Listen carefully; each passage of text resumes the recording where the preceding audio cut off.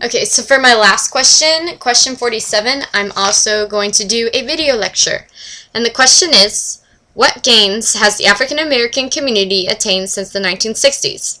What are the greatest challenges still facing African Americans and U.S. society regarding race? Okay, so we start back this, a lot happened in the 60s. I would say that if the events that happened in the 60s didn't happen, we'd still be a segregated society today. The 60s are the main time. Like, in the 70s and 80s and 90s, we're not really segregated anymore. I mean, they're still, in our mind, we're still segregated. But legally, we aren't too separate. So in my opinion, the 60s are really crucial to the change that's going to happen. So, and there are a lot of major gains and events, and I'm going to go through some of these.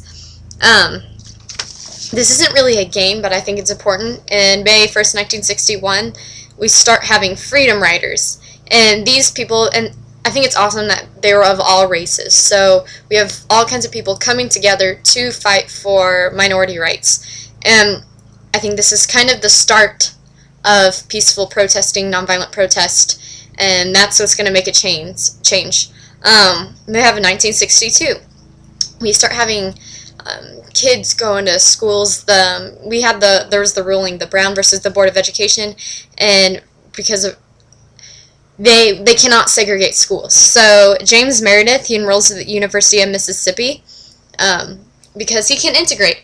And the sad thing is, he did have to be marshaled in by troops, but they are making the gain. African Americans can go to school, and why there are not many of them that are going, because it is scary.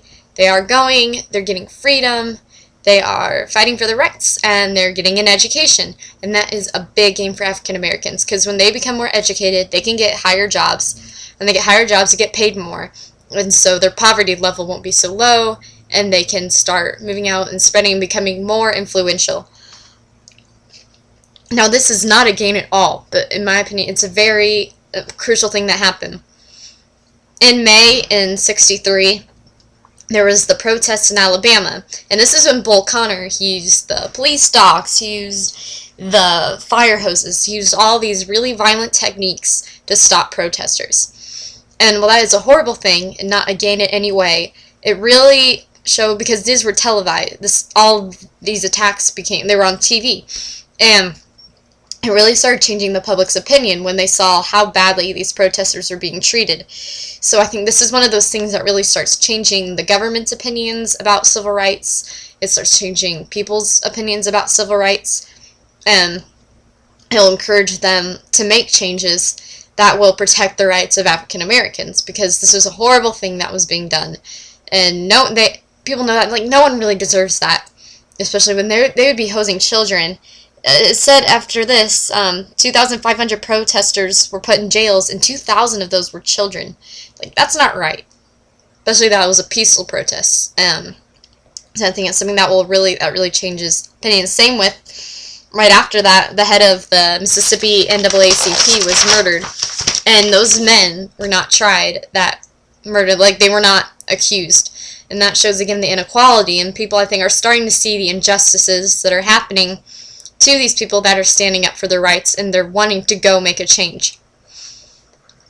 Now, on August 28th, 1963, we have Martin Luther King's I Have a Dream speech. And while, again, this is not exactly a gain, it's something that will lead to gains, because this swayed a lot of people. You see a lot of, and the government, you see a lot of legislation passed after the speech. And a lot of people, they hear the speech, and then they start realizing what Martin Luther King Jr. is all about, and they really want to help, and it's a very influential speech. It's really well known, and it's one of those awesome events that black and whites came together to listen to, and it's gonna be a really important speech, because after this we have the 24th Amendment outlawed the poll tax. So now African Americans are getting a little more of a right to vote. They can go vote, not to pay their poll tax, so that helps them. They're getting more of a say. Then on July 1st, 1964, we have the Civil Rights Act of 1964 passed. And it outlawed segregation in businesses, such as like theaters, restaurants, hotels, and it banned discriminatory practices in employment, and it ended segregation in public places like swimming pools, libraries, and public schools. That's a really big step. they can finally start going to public with whites, being able to integrate, not be segregated, and that's a huge gain. That is, it's no more separate but equal. They're now all, they can join, everyone can join together, and it's forbidding racial discrimination. That's a huge gain, and I think that's one of the biggest gains of the civil rights movement, because obviously the main first hurdle they have to get over is discrimination.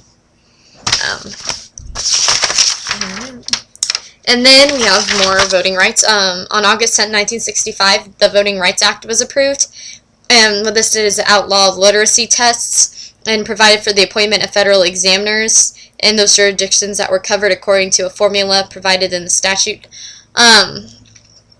So yeah, people, they didn't have to take literacy tests, and if someone couldn't read who was trying to vote, they would have a government official read it to them. And again, that's another step. More African Americans can vote now, because if they hadn't been able to get an education, they probably couldn't pass literacy tests. So this is an excellent way for them to get out there, get their voice heard, and actually start making a change. So that's a huge gain. And this is another big thing that will start. This is really the government now really starting to get involved, like the presidents. There was, on September 24th, 1965, the Executive Order 11246, which is issued by President Johnson, and it enforces affirmative action. Which, affirmative action was a bit of a controversial thing, but he was fighting for civil rights. And the Order 11246 prohibited employment discrimination based on race and other things, but again, people, now African Americans can have more of a chance at equal employment because they are not allowed to be discriminated against there. And also, the same order, it also required federal contractors to take affirmative action to promote the full realization of equal opportunity for women and minorities. So, people are now, minorities are being recognized, they're getting a voice. And this will, it makes a chain reaction. When one thing happens, they start getting more rights, they start getting a more say, and more legislation is going to be passed in their favor. And the big hurdles are being taken over. And then we have, on June 12, 1967, the laws against interracial marriage are ruled unconstitutional. So while this is more of a social gain, it's a gain nonetheless. And now they can, get married to who they want, who they love. And I'll kind of, I guess, bring this back later at the end when I talk about race today. And the last big event I'm going to talk about is on April 11th, 1968, there was the Civil Rights Act of 1968. And part of that contained the Fair Housing Act, which banned discrimination in the sale and rental of 80% of housing. So that's really good. Again, that might help African Americans to get out of the cities. And it contained anti-riot provisions and protected persons exercising specific rights, like attending school, and civil rights. And it allows them to, it's basically allowing people to exercise the rights they've been given without having to feel threatened. And then the other part of the question asked about race today, are there problems? In my opinion, it's not so much a problem of race now as it is sexual orientation. We're really not a discriminatory society. Yes, there are racists, and that's probably never going to stop. But now if people are called out for being racist, they're punished for it. People really cannot legally discriminate against people. So there really isn't race problems. Yes, I would say, I don't want to make a generalization, but there are still more African Americans in the impoverished regions in the cities.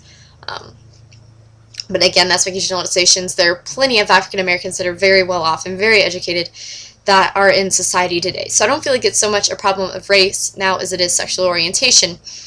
And we have the interracial marriage law was banned. Well, now we have the whole gay marriage. And should that be legal? And I think that is the new race thing. That's our new issue, hurdle we need to get over.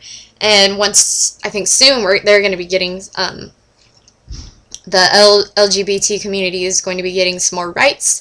And I think it's like the interracial thing, I think eventually there'll be laws that allow them to marry, and we'll look back on this like we look back on race. So I think that is the main issue today. It's really not so much of a race thing. Everyone's pretty well integrated.